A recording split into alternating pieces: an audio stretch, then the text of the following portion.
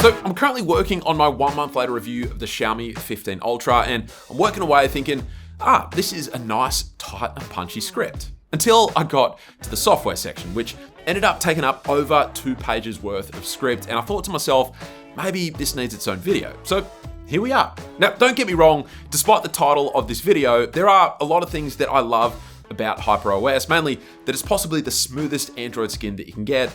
But I feel like if I don't make a video highlighting the changes that I think need to be made, then Xiaomi won't know to change them, and I'll end up having to repeat them in every single Xiaomi phone that I review going forward. So without further ado, here is everything wrong with HyperOS.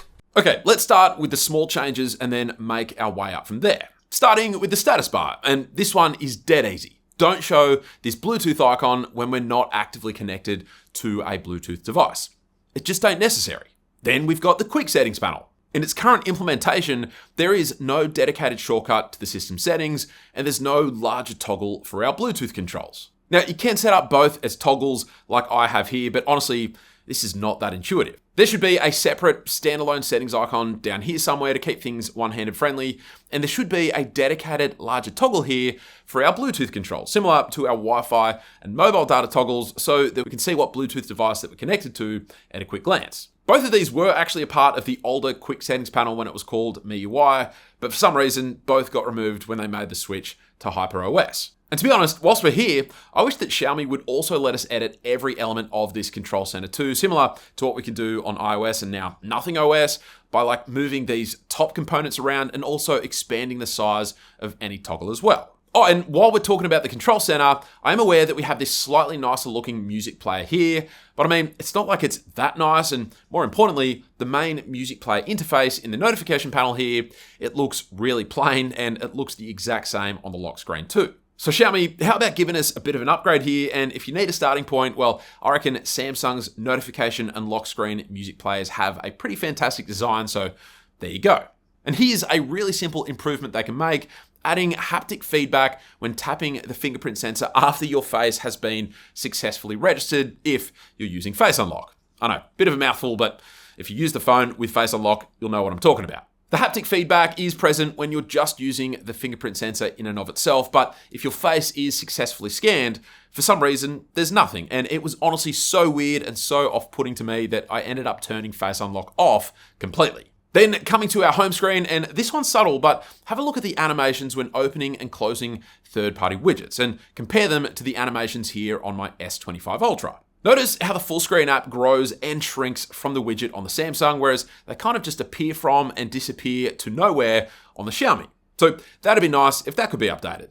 Now look, I'm actually already pretty happy with the home launcher itself, and there are a bunch of nice little tweaks that you can make, so I don't want to push my luck by asking for too much, but I would love it if they'd let us use third-party icon packs from the Google Play Store. Oh, and if I could be so bold, maybe they could give us more grid sizing options, like 7 across by 7 vertically. That would be amazing. And just one final request in regards to the home screen. How about letting us not only disable this dock area completely, but also hiding this little app drawer icon too? That would mean we could create almost any home screen that we could dream up thanks to the use of widgets, rather than being restricted to using just this area up here. And speaking of home screen setups, this next one is a big ask that I know a lot of people have been asking for years now, which is to please let us use third-party launchers and gestures at the same time.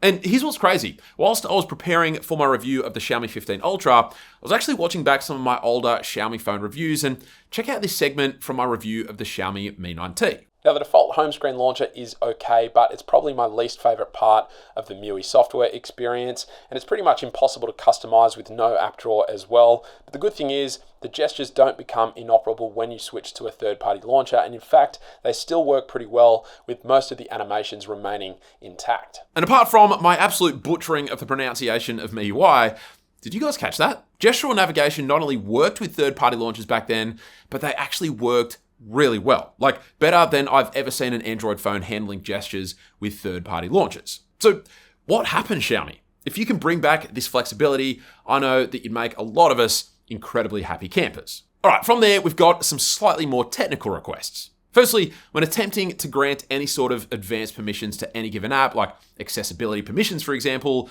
you get this incredibly annoying 10-second countdown. And it's not that I don't want the warning to show it all, but just look at how Samsung or nothing phones do it.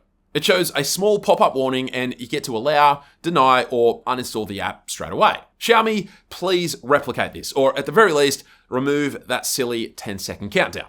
And then secondly, why on earth do these settings seem to get switched off every few days or whenever I reboot the phone? Now, I have seen some posts suggesting that if you switch battery optimization off for any affected apps, then enable them under this background auto start menu in the system settings, that can actually fix this issue. But if Xiaomi could address this themselves, that would be even better. And then speaking of battery optimization, not only does it affect accessibility permissions, but even more importantly, it severely affects notifications. So much so that if you just leave your settings unchanged after setting up the phone, then you will notice, or I guess not notice, that you're actually not receiving almost any app notifications in a timely manner. And sometimes you never receive them at all. Now, luckily, there is a workaround for this, which is that for every app you need real-time notifications for, then you just got to dive into their respective settings, tap on battery, and then down here, you just need to change it from battery saver to no restrictions. And that will pretty much fix how quickly you receive notifications, but honestly, this should be something that Xiaomi fixes on their end. And then speaking of notifications, I've got the biggest request of this video for me personally, and out of all the issues that I mentioned, this is the biggest one that stops me from wanting to use a Xiaomi phone long term. And it's the fact that notifications disappear from the lock screen after you unlock the phone. And it's not just a recent issue either. It's actually been like this for years now, and I've complained about it in like 3 or 4 videos over the years as well, and we still haven't got a fix for it. I mean, what is going on? Now, for anyone actually using a Xiaomi phone themselves, or any phone with this issue for that matter, there is a slight workaround that you can use, which is to install an app called Buzzkill and to then set up a rule that replaces any notifications from important apps with sticky notifications.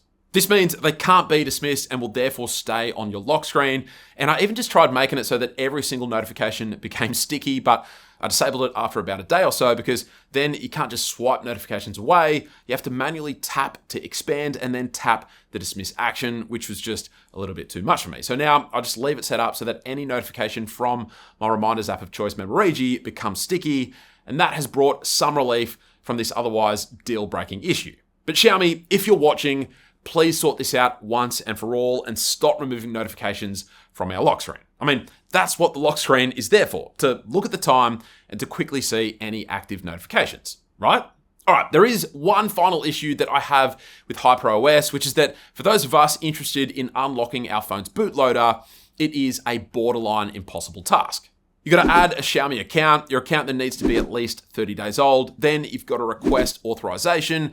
There's also a bunch of other hoops that you've got to jump through after that as well. And even if you do all of that, you still might not get the required authorization. And even if you do, you've got to reauthorize it periodically too. This, to me, is wild. And Xiaomi, this is not how you win over your user base. So please, I implore you to change this and make it simple to unlock your phone's bootloaders, like how it works on Pixel, OnePlus, and Nothing phones, for example.